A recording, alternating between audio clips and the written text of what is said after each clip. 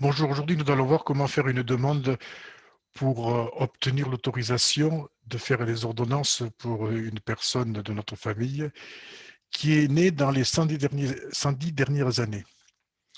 Donc, vous voyez, je suis rentré dans la fiche familiale de Arnaud et de Laure Lataillade, donc c'est mon grand-père et ma grand-mère.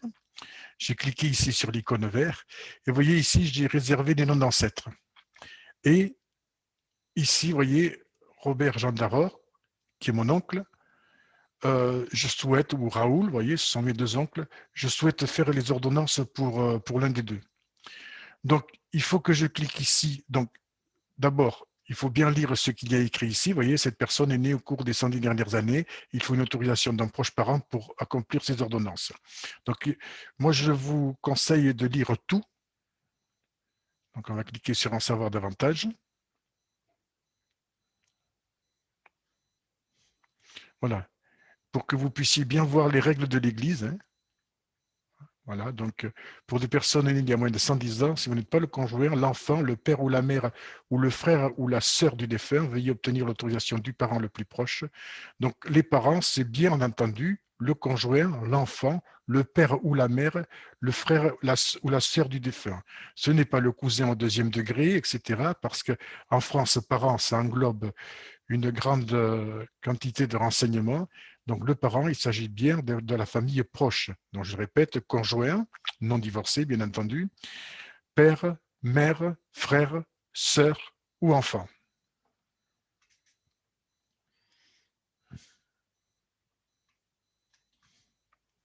Donc, je reviens sur ma fiche. Donc, je vais demander une autorisation. Donc, je clique sur « J'ai une autorisation ».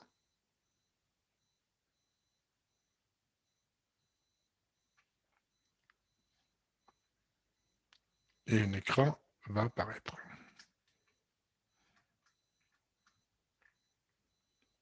Donc, parfois, c'est un petit peu plus pénible. Donc, je vais rafraîchir.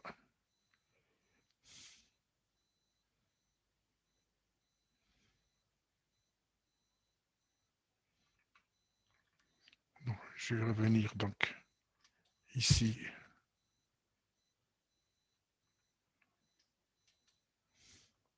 Sur la fiche de mon grand-père et de ma grand-mère.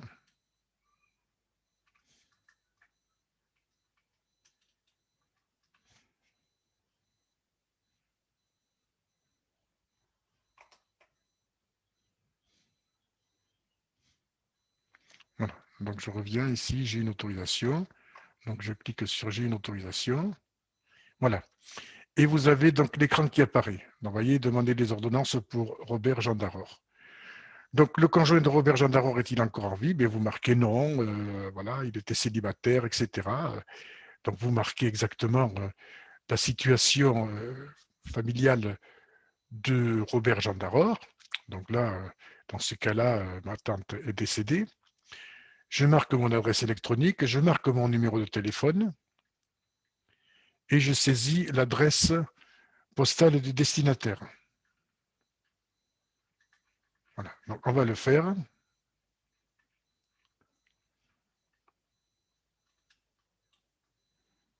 Donc on va mettre ici, je vais faire le conjoint est-il en vie? Non.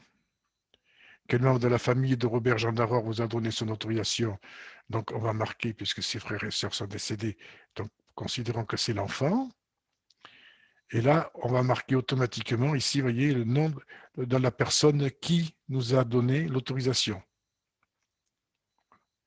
Voilà, ensuite, quelle autorisation?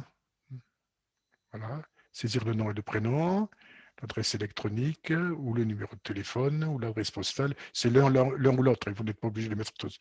Vous marquez que c'est le frère ou la sœur. Hein, donc ici, vous spécifiez. Voilà, donc on va mettre frère ou sœur.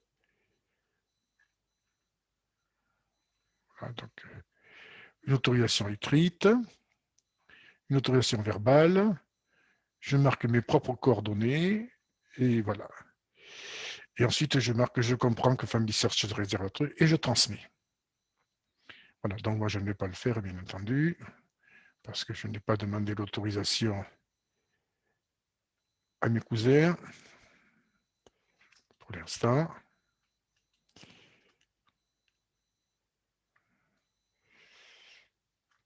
Voilà, je reviens en arrière.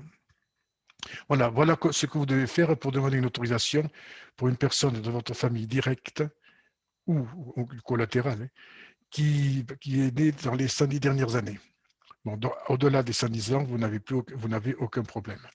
Donc, lorsque vous aurez fait cette demande va parvenir à une file de travail spécialisée dans les autorisations pour les 110 ans.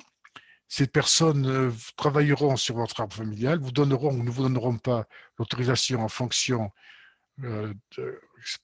en fonction du respect de la procédure. Si la procédure a été respectée point par point, vous aurez l'autorisation qui vous sera donnée directement donc par cette file de travail. Et à ce moment-là, vous aurez l'icône que vous avez ici en vert qui apparaîtra en jaune, ce qui signifie que vous êtes prêt à imprimer la carte du temple pour pouvoir ensuite vous rendre dans le temple le plus proche de votre domicile pour faire les œuvres pour cet ancêtre.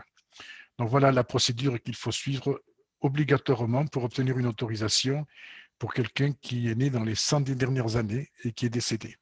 Voilà, j'espère que cela vous aura aidé, vous aura permis de pouvoir savoir maintenant comment faire ces demandes d'autorisation et je vous remercie de m'avoir écouté. Au revoir.